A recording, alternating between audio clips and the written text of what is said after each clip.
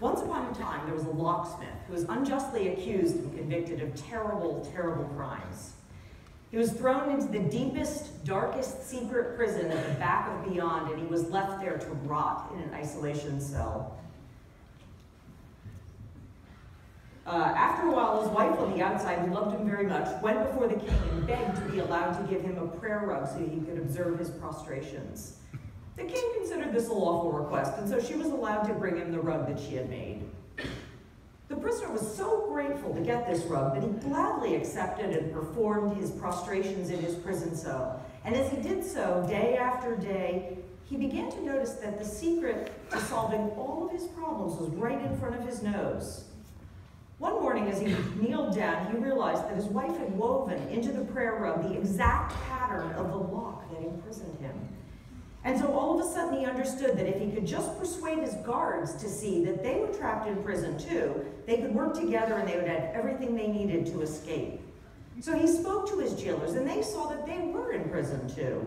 So they formulated a plan. They would bring him scrap metal and he would make beautiful, useful objects that they could sell in the marketplace so they could accumulate what they needed for their journey. The proceeds would cover their food and supply costs, and they pooled their resources and skills, and then they were able to leave the prison. And if they could bring him the strongest piece of metal they could find, then he could fashion a key, and that would open the lock to the prison that was keeping them all in bondage. So one night, after everything had been prepared, the locksmith and his jailers unlocked the prison and walked out into the cool evening air. They knew they had a long journey ahead of them, but they were so excited to be outside, to be free, that they started to notice all these patterns and symmetry in mathematics, and they became genuinely curious. They left behind the prayer rug so that other prisoners might learn how to make their own escape too. It did take them several days, but eventually they arrived in the locksmith's home village, where he was reunited with his loving wife and their beautiful flock of unicorns.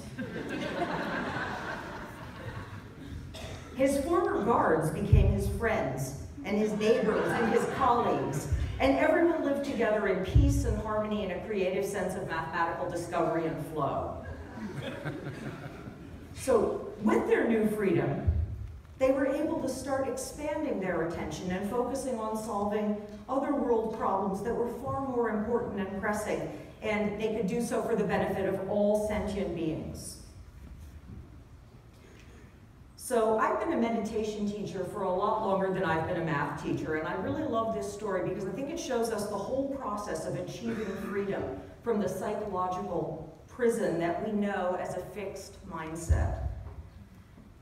A fixed mindset is what we call in psychology an introject.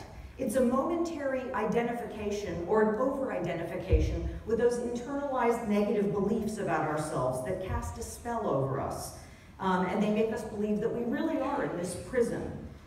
But an identification is just a momentary defense mechanism. And noticing that you're having it is enough to free yourself from its spell. So this is what we can do to help our students wake up from this enchantment. It doesn't work to tell a student to have a growth mindset, because that is using a fixed mindset to cultivate a growth mindset, and telling is not teaching. To truly teach a growth mindset, we have to invite students to notice their own inner fixed mindset moments, which are just like weather systems that are happening inside them. We can help them by reminding them that this is just a moment of temporary insanity, and that catching it in the act and noticing what's actually going on inside themselves is enough to help them achieve freedom.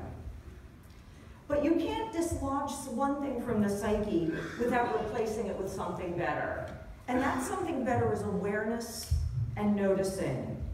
And my great teacher, Fred Orr, taught me, and I use it in all my teaching, that noticing shifts the energy.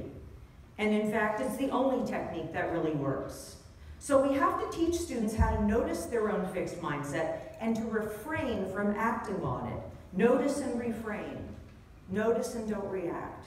Notice and don't react. And before long, they'll begin to realize that they, in fact, are brilliant too. And that by noticing their fixed mindset moments, we can help them to escape from the prison of identification with their own limiting beliefs.